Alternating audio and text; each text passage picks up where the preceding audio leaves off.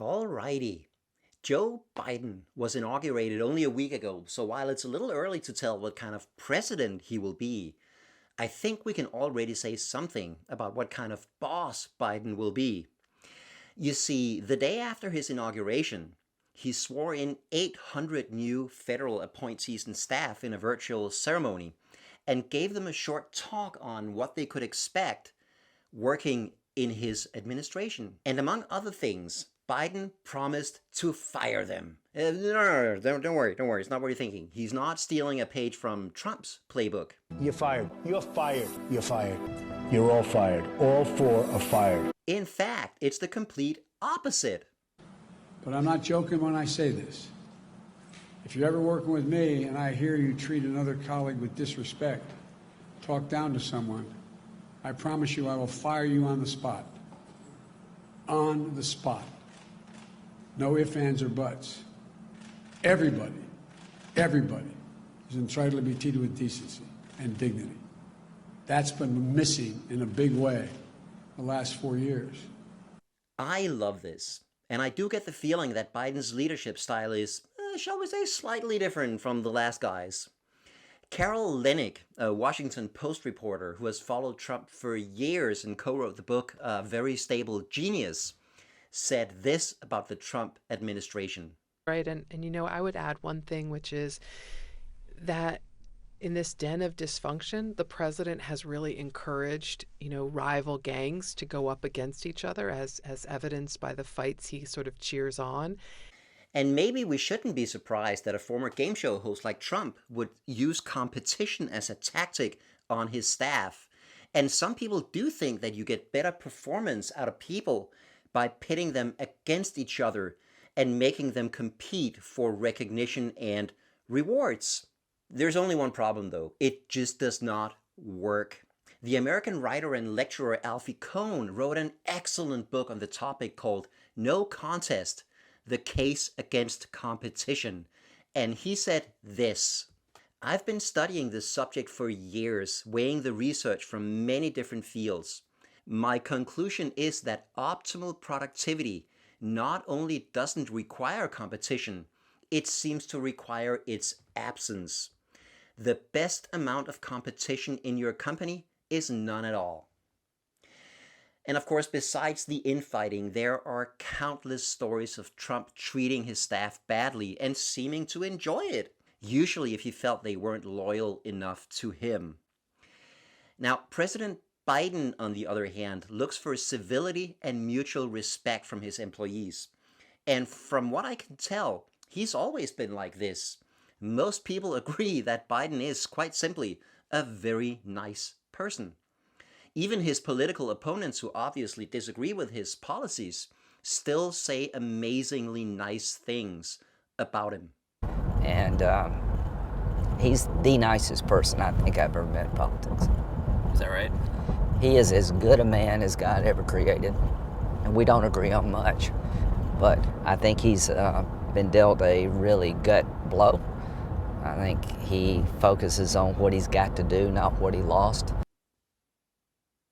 Okay, one more story about Biden as a boss. This one is from 2014, when he was vice president, and he sent this memo to the people working for him.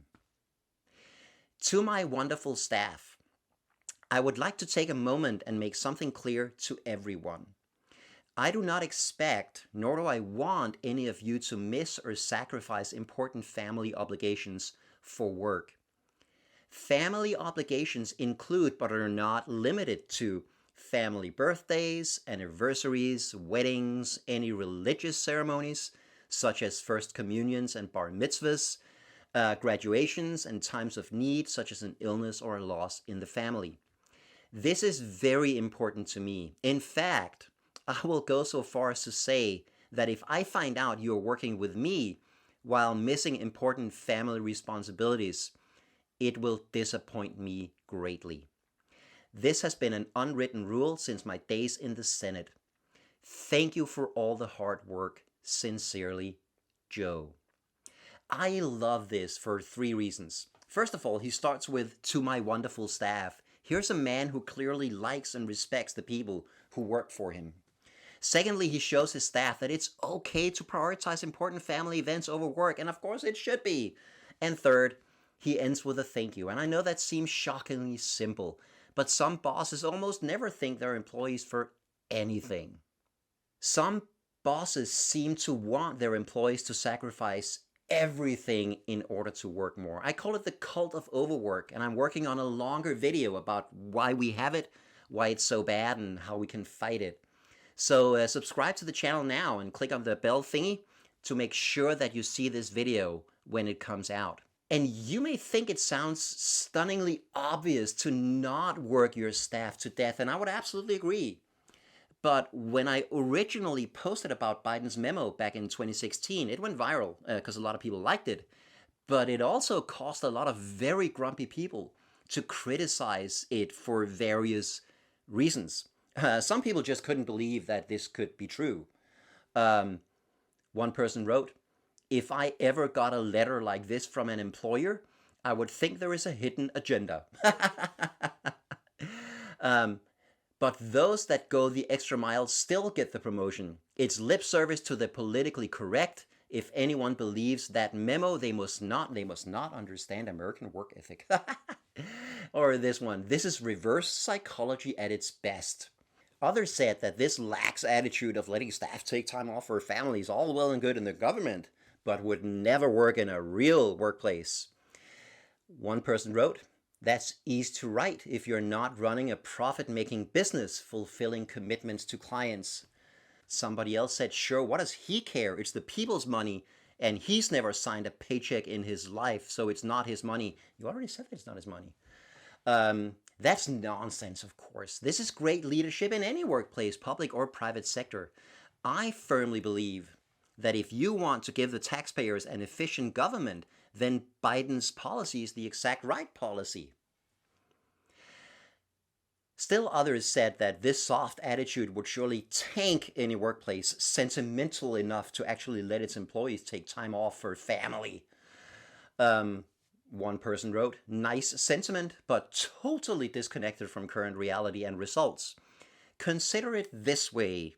If you were a C-level exec running a lackluster company with many problems, and then taking long lunches and letting your staff take free days whenever they had an important moment, you'd be out of business." Somebody else wrote, "What is right is the mission and getting the job done in either public or private. Showing you care is not the decisive management technique or sole point. Winning is much more of a motivation." And this one, "I hope my competition reads this and adopts the policy. I'll be happy to close deals while they attend graduations." Wow. Just wow. Listen, closing a deal is never more important than attending a graduation. And also, the deal can probably happen sooner, earlier or later, while the graduation only happens that once, and if you're not there, you're going to miss it. It's just that some people have a near sociopathic belief that work must always come before life. In my first book, I shared a story like this from an employee who was a victim of this kind of treatment. She wrote, "I used to be the public relations coordinator for a non-profit organization. At one point, my grandmother became very ill, and I got a phone call from a family member to come to her bedside as death was imminent. I told my boss that I needed to leave for a family emergency and explained the situation and how close I was to my grandmother. My boss replied, 'Well, she's not dead yet, so I don't have to grant you a leave.' I was told to complete my workday. Suffice to say, I did not complete my workday, and I quit soon after." That's just inhuman. Who would act like that? What? Come on, that's gotta be fake. Hang on, let's check it.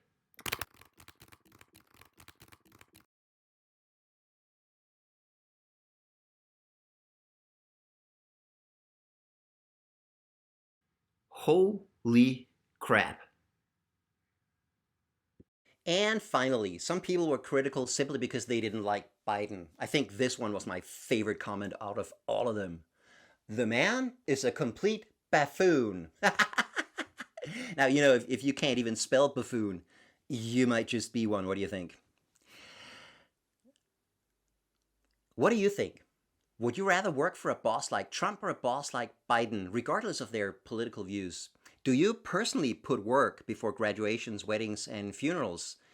And how do you think we best fight the cult of overwork? Tell me in a comment below. I promise to respond. And please click like on the video if you found it useful at all. Alrighty. Stay happy.